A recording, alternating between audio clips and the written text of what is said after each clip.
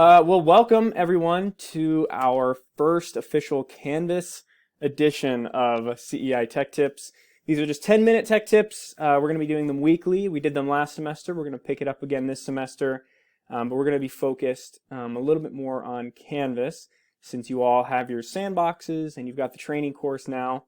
At the end of the semester, we're all in Canvas, so we figure we may as well get started giving you some tips ahead of that transition. So today we want to focus on just a couple of things. This may not even be 10 minutes, but we want to talk about the new CEI homepage, the landing page in your courses, and just a little bit about like module structure and some of the things that we've already put into your sandboxes and that we're putting into your courses as we convert them over. So let me share my screen here.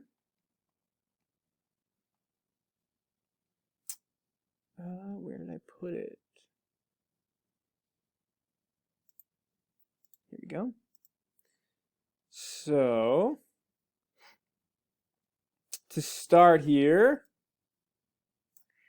this is your landing page. So when you open up your course, it will open up to your dashboard automatically, and it'll have all your list of classes. And when you click on your course, or right now, if you click on your sandbox, you'll see this landing page. Now, we've designed this with student user experience in mind. We really want to create a little bit of uniformity, just so that students don't feel like, moving from course to course is a hassle. Everything in every course is just easy to find at CEI. So we've got you'll notice we've got these blue buttons on top. These are course-specific items, and most of these things are probably items that you've already included in your courses previously. I know most faculty do.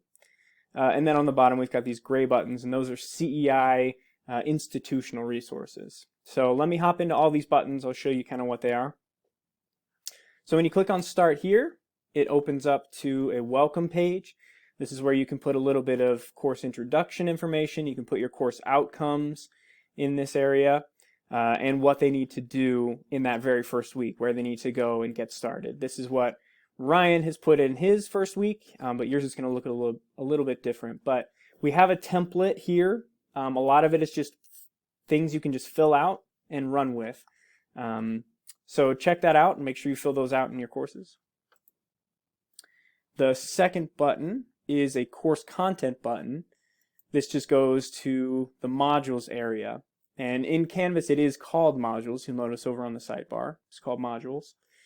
And if you open up the welcome module, you'll see there's the welcome and start here page that I just showed you. We also added in a quick little Canvas course navigation guide for new students that may not want to do like a full course, a full training course like you faculty are. This is just a quick, here's how you get around. And then we have the instructor contact information page, which I'll show you in just one second. The third button is a syllabus button. It opens right up to the syllabus, which is also a tab on the sidebar. And this is a template as well. This is a plug and play sort of thing. So this is the template that the administration, the deans all sort of approved and really want to push. It has all of the information. If you scroll all the way to the bottom, it's got a lot of the institution policies with links to a lot of this kind of stuff. And then it has information where you can put all of your information and your class information, textbook outcomes, all of your syllabi information, and there's some room for you to put in your own information as well. One thing I'll just mention really quick is that Canvas comes with this nice course summary, and this is all of the gradable assignments in your course will show up here in this list in chronological order if you do due dates. If you don't do due dates, it'll just be an order of modules. So whatever order your modules are in is the order that this will show up in. And what's nice is for students, after the due date hits, this will cross itself out, and you'll notice, these are all gray. That means they're finished. and they're on to the continuing with the white items below. So it's a nice, easy way for them to track all of the graded assignments and know sort of where they're at in the course. Back on the home page, we've got the instructor contact info button. Again, this is something that I'm sure that you all have in your courses already. We just made a nice little template that kind of looks good. You put your picture, you don't have to if you don't want, but if you're in an online class, that might be especially helpful. Face-to-face, they see you every day, so, or every few days, so that may not be as big of a deal, but you can put your bio and then all of your information here as well. So those buttons are just really nice and easy, so the students always have access, especially to these 3 buttons. They'll probably use them periodically throughout the semester. So we just made something really easy for the students to find there. Student services, when you click on that button, it opens up to a course that just has links to a bunch of things like financial aid, disability resources, bookstore, some other things like that. The Canvas student guides open up to help guides specifically catered to students, and they're really, really nice step-by-step instructions for students. They just show you exactly how to do things or how to look at things. So anytime they have issues, they can click on this. One thing that I wanted to mention was that as you're creating, especially right at the beginning of switching to Canvas, you may find that you want to provide instructions for students on how to do certain things, how to submit an assignment or how to submit a quiz. They may not quite understand, and you may want to give them additional instructions. One thing that we wanted to show, here's an example page. This is an assignment.